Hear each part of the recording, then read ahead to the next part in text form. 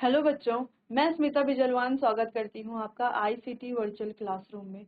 आशा करती हूँ आप सभी स्वस्थ होंगे और अच्छे से अपनी पढ़ाई कर रहे होंगे।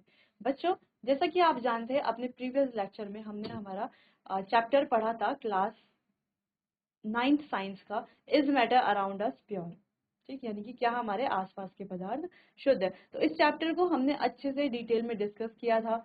बहुत सारे टॉपिक जो है जो हमने अच्छे से पढ़ लिए थे। आज हम करने जा रहे हैं इसके क्वेश्चन आंसर। चलिए, तो क्वेश्चन आंसर स्टार्ट करते हैं। और क्वेश्चन आंसर स्टार्ट करने से पहले हम यहाँ पर एक बार देख लेते हैं कि कौन कौन से टॉपिक जो है हमने चैप्टर में अच्छे से पढ़ लिए थे।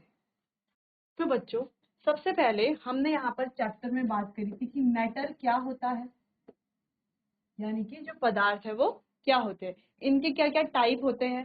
ठीक, फिर हमने बात की थी कि प्योर सब्सटेंस क्या होते हैं, यानी कि शुद्ध पदार्थ क्या होते हैं। हमने बात की थी कि शुद्ध पदार्थ दो तरह के होते हैं, एक होते हैं हमारे एलिमेंट यानी कि तत्व, दूसरे होते हैं हमारे कंपाउंड यानी कि यौगिक। फिर हमने मिक्सचर्स की बात की थी कि मिक्सचर यानी कि मिश्रण क्या होता है। ये भी दो प्रकार के होते हैं, सामांगी और विषमांगी, यानी कि हेट्रोजीनस जो होते हैं विषमांगी मिश्रण, और होमोजीनियस जो होते हैं हमारे समांगी मिश्रण। अब दोनों में क्या डिफरेंस है ना, ये भी हमने अच्छे से डिस्कस कर लिया था। फिर बात करते हैं बच्चों एलिमेंट की। फिर एलिमेंट में हमने पढ़ा था कि मेटल्स यानी कि धातु क्या होते हैं, नॉन मेटल्स क्या होते हैं, मेटलॉइड्स क्या होते हैं। ठीक है, धातु अधातु। ठीक है, मेटलॉइड्स क्या होते हैं। फिर होमोजेनस और हेट्रोजीनस में हमने बात की थी कि होमोजेनस में हमने पढ़ा था कि ट्रू सॉल्यूशंस क्या होते हैं। तो यहाँ पर हमने सॉल्यूशन को डिटेल में पढ़ा था, सॉल्यूशन की क्या प्रॉपर्टीज होती हैं उसको भी डिटेल में डिस्कस किया था। हेट्रोजीनस में हमने पढ़ा था बच्चों सस्पेंशन और कोलॉइड, इसकी क्या प्रॉपर्टीज होती हैं, सस्पेंशन क्या होता है, कोलॉइड क्या होता है। ठीक, अब एलिमेंट्स में ही हमने पढ़ा था कि मेटल्स नॉन मेटल्स तो पढ़े थे। मिक्सचर में हमने पढ़ा था बच्चों एलॉय, एलॉय को भी डिटेल में डिस्कस किया था, इसके एग्जाम्पल क्या होते हैं, इसके प्रॉपर्टीज क्या क्या होती हैं, ये भी हमने अच्छे से डिस्कस किया था। अब बात करते हैं सस्पेंशन और कोलॉइड में हमने पढ़ा था कि इनके गुण क्या है ना, एरोसॉल कैसे बनता है, इमल्शन क्या होता है। ठीक, ये हमने डिस्कस किया था। फिर साथ ही बच्चों हमने पढ़ा था टिंडल इफेक्ट के बारे में कि टिंडल इफेक्ट क्या है, स्कैटरिंग ऑफ लाइट किसे कहा जाता है, कौन से सॉल्यूशन में या कौन से मिक्सचर में लाइट स्कैटर करती है, कहाँ पर लाइट स्कैटर नहीं करती, ये हमने पढ़ा था। फिर इसके बाद हमने कुछ सेपरेशन की टेक्निक्स पढ़ी थी कि सेपरेशन की कौन कौन सी टेक्निक्स होती हैं। ठीक है, सेपरेशन की टेक्निक में हमने सेंट्रिफ्यूगेशन पढ़ा था, साथ में हमने डिस्टिलेशन, फ्रैक्शनल डिस्टिलेशन, सब्लिमेशन। तो ये सारे ही सेपरेशन की टेक्निक्स हमने अलग अलग टेक्निक्स को पढ़ा था, समझा था। ठीक, तो इतने सारे टॉपिक्स हमने एक चैप्टर में कवर किए हैं बच्चों, अच्छे से डिटेल में डिस्कस किया है। साथ ही इनकी प्रॉपर्टीज के बारे में बेसिक से लेके एडवांस लेवल तक इस चैप्टर को हमने अच्छे से डिटेल में डिस्कस किया है। साथ ही हमने कुछ न्यूमेरिकल्स भी यहाँ पर किए थे, किससे रिलेटेड, सॉल्यूशन से रिलेटेड। सॉल्यूशन से रिलेटेड क्या, जहां पर सॉल्यूट और सॉल्वेंट था। ठीक, इसके अलावा हमने यहाँ पर पढ़े थे सॉल्यूशन के ही कंसंट्रेशन टर्म्स, कंसंट्रेशन टर्म्स। अब यही कंसंट्रेशन टर्म्स में ही हमने क्या किए थे, न्यूमेरिकल्स किए थे कि अब सॉल्यूट कौन सा होता है, सॉल्वेंट कौन सा होता है, मास परसेंटेज कैसे निकाला जाता है। तो इन कंसंट्रेशन टर्म्स को भी हमने यहाँ पर चैप्टर में डिस्कस किया था। तो लगभग इतने टॉपिक जो है हम इस चैप्टर में कवर कर चुके थे। चलिए, तो उम्मीद है आपको अच्छे से समझ में आए होंगे और सारे टॉपिक आपको अपने रिवाइज भी कर लिए होंगे। अब आगे बढ़ते हैं इनके क्वेश्चन आंसर्स की तरफ। यहाँ पर क्वेश्चन आंसर कुछ इस तरीके से कि which of the following is a pure substance. अब यहाँ पर कुछ एग्जांपल दिए गए हैं, हमें बताना है कि कौन सा यहाँ पर प्योर सब्सटेंस है। ठीक, तो मिल्क, क्या मिल्क एक प्योर सब्सटेंस है? अब मिल्क हमें पता है प्योर सब्सटेंस कैसे है। एयर, क्या एयर कोई प्योर सब्सटेंस है? एयर प्योर सब्सटेंस नहीं है। एयर क्या है? Mixture of gases. ऑक्सीजन क्या प्योर सब्सटेंस है? हाँ, ऑक्सीजन तो प्योर सब्सटेंस है, अगर हम सिर्फ ऑक्सीजन की बात कर रहे हैं, है ना, एयर की बात नहीं कर रहे। एयर तो मिक्सचर ऑफ गैसेस है, एयर में ऑक्सीजन भी है, नाइट्रोजन भी है, सारी गैसेस है। ठीक, अब बात करते हैं सॉइल की। तो सॉइल भी हमारी क्या है? प्योर सब्सटेंस नहीं है, वो भी क्या है? मिक्सचर है। ठीक, तो यहाँ पर हमारा आंसर होता है सी, ऑक्सीजन। समझ में आया क्यों है? इस तरीके के क्वेश्चन बच्चों आपको एग्जाम में देखने को मिलेंगे। अगला है a mixture of salt and water is a. अब सॉल्ट और वाटर यानी कि नमक और पानी का मिक्सचर क्या होगा? अगर हमने एक बीकर में क्या लिया है?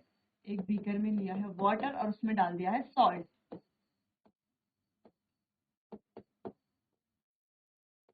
तो ये कैसा मिक्सचर होगा बच्चों?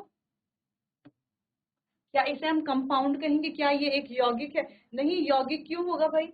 देखो, इसका फॉर्मूला है H2O और ये है हमारा सॉल्ट NaCl। ये मिला करके हमने एक सॉल्यूशन तैयार कर लिया। तो क्या ये एक कंपाउंड है? कंपाउंड तो हो ही नहीं सकता ये। क्या ये एक सस्पेंशन है? सस्पेंशन भी नहीं है, क्योंकि सस्पेंशन में हमें क्या दिखते हैं? कण दिखाई देते हैं ना, छोटे छोटे। क्या हमें यहाँ पर नमक और पानी में नमक के पार्टिकल्स दिखाई देते हैं? कण दिखाई देते? नहीं दिखाई देते, क्योंकि नमक के कण जो है वो जल में अच्छे से घुल जाते हैं। हमें पता है इसका नेचर कैसा है? होमोजीनस है, यानी कि सामांगी है, ये सामांगी मिश्रण ये है।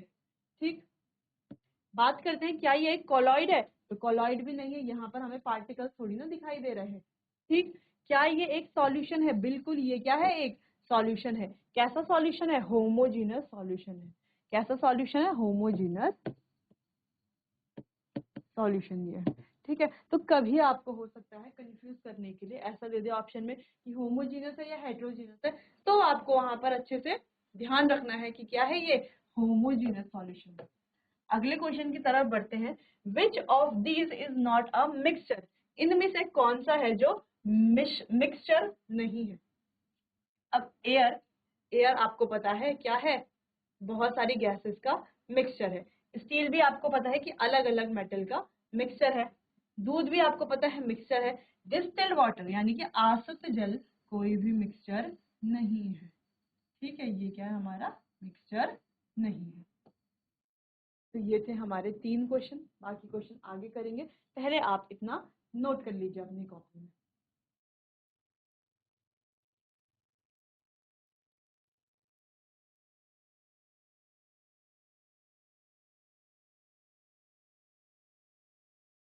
चलिए, अब आगे बढ़ते हैं। Brass is an alloy of. जो पीतल है वो किस चीज का एलॉय है?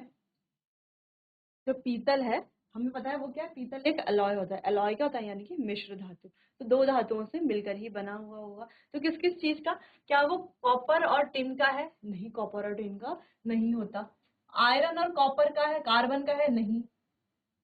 जिंक और टिन का है? नहीं। तो ये होता है हमारा कॉपर और जिंक, यानी कि तांबा और जस्ता।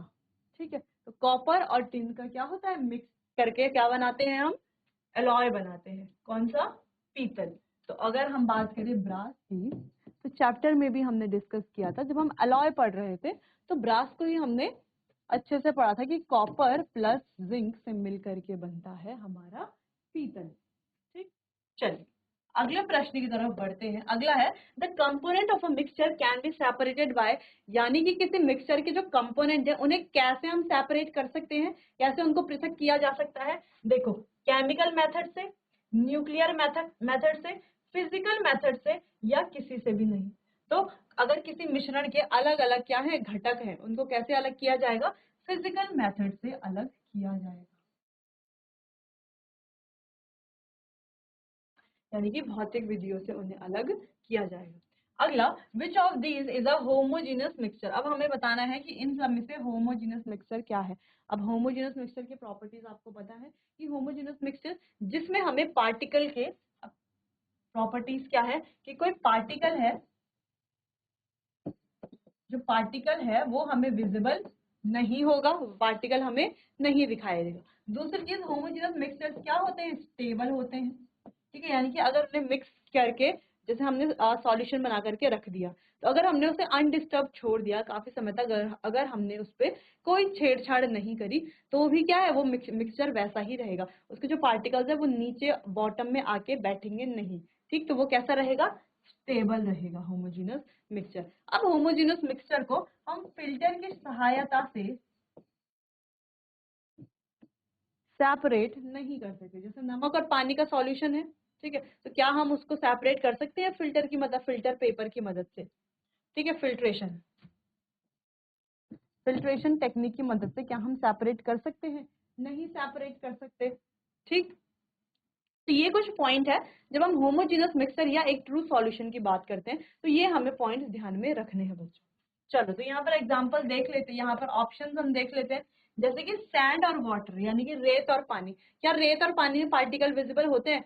होते हैं, रेत के पार्टिकल हमें दिखते हैं, यानी कि ये होमोजेनस मिक्सचर नहीं है। बात करते हैं ऑयल और वाटर, यानी कि तेल और पानी। तो तेल और पानी में तो हमें तेल अलग दिखता है, पानी अलग दिखता है, यानी कि पार्टिकल दिख रहे हैं, है ना, तो ये होमोजेनस मिक्सचर नहीं है। जहां पर पार्टिकल नहीं दिखे, नहीं दिखे, ठीक, और स्टेबल हो, फिल्ट्रेशन से सेपरेट नहीं हो, ठीक, तो ये भी नहीं। बात करते हैं मड इन वाटर, यानी कि पानी में कीचड़ है, अगर मिट्टी है या कीचड़ है, तो क्या इसके पार्टिकल्स हमें दिखते हैं? बिल्कुल दिखते हैं, मिट्टी के पार्टिकल्स अलग, पानी के पार्टिकल्स हमें दिखते हैं, तो ये भी क्या एक होमोजेनस मिक्सचर नहीं है। तो बच्चों, जितने भी तीनों मिक्सचर अभी तक हमने बात की है, वो तीनों है कैसे, हेट्रोजीनस, यानी कि विषमांगी मिश्रण है। ठीक, चलो, बात है हमारा सॉल्ट इन वाटर, यानी कि पानी में नमक।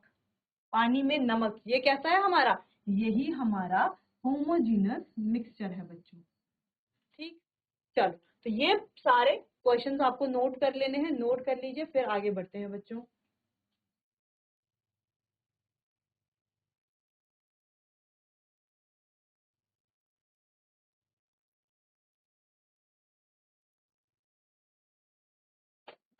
आगे बढ़ते हैं, कुछ क्वेश्चंस और हमारे पास, कि Tyndall effect is shown by. अब टिंडल इफेक्ट किसके द्वारा दर्शाया जाता है, मतलब कौन कौन से जो मिक्सचर हैं या सॉल्यूशन है जिनसे हमें टिंडल इफेक्ट शो होता है, जिससे हमें टिंडल इफेक्ट देखने को मिलता है। ठीक, तो एक ट्रू सॉल्यूशन में तो कभी भी हमें टिंडल इफेक्ट देखने को नहीं मिलेगा।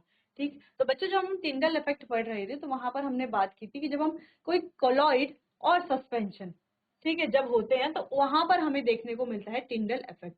तो सिंपल इसका आंसर है कोलॉइड और सस्पेंशन, यानी कि बोथ ए और बी इसका आंसर है, सॉरी बोथ बी और सी। अब सॉल्यूशन में टिंडल इफेक्ट देखने को नहीं मिलता, क्योंकि सॉल्यूशन में जो पार्टिकल है वो विजिबल नहीं होते, और पार्टिकल्स जो है पानी में अच्छे से डिसॉल्व हो जाते हैं, जिस वजह से वहां पर लाइट जो है बिखरती नहीं है, यानी कि लाइट स्कैटर नहीं करती। और टिंडल इफेक्ट वहीं पर होगा जहां पर पार्टिकल्स होंगे, लाइट क्या करेगी, स्कैटर करेगी। सपोज अगर हमने यहाँ पर एक सॉल्यूशन लिया है, ठीक है, इसमें है वाटर और हमने डाला है सैंड, सैंड प्लस वाटर, या किसी दूसरे बीकर में हमने डाला है मिल्क प्लस वाटर, मिल्क और वाटर हमने डाला है, तो हम क्या देख पाएंगे कि यहाँ से जैसे लाइट की बीम आएगी, तो वो क्या करेगी, इन पार्टिकल्स में टकराएगी और क्या करेगी, अपने आप को स्कैटर करेगी। ठीक, वैसे यहाँ पर अगर लाइट की बीम आएगी, तो वो भी यहाँ पार्टिकल्स जो होंगे, मिल्क के पार्टिकल होंगे, पार्टिकल्स बहुत छोटे, लेकिन उन पर टकरा करके क्या करेगी, लाइट स्कैटर होगी। ठीक, इसीलिए यहाँ पर कहा जा रहा है कि कोलॉइड और सस्पेंशन क्या शो करते हैं, टिंडल इफेक्ट को दर्शाते हैं, शो करते हैं। अगला, which method is use to separate cream from milk.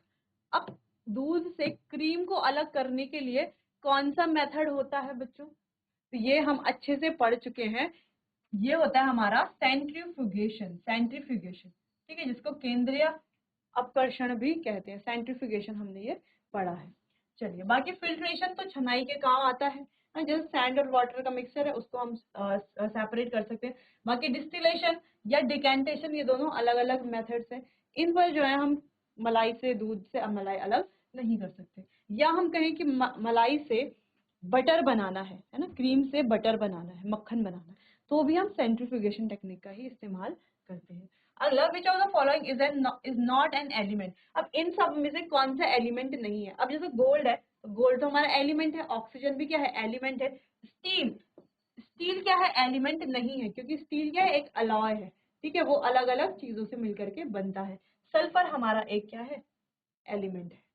ठीक, चलिए तो बच्चों इन क्वेश्चन को आप नोट कीजिए, फिर आगे बढ़ते हैं।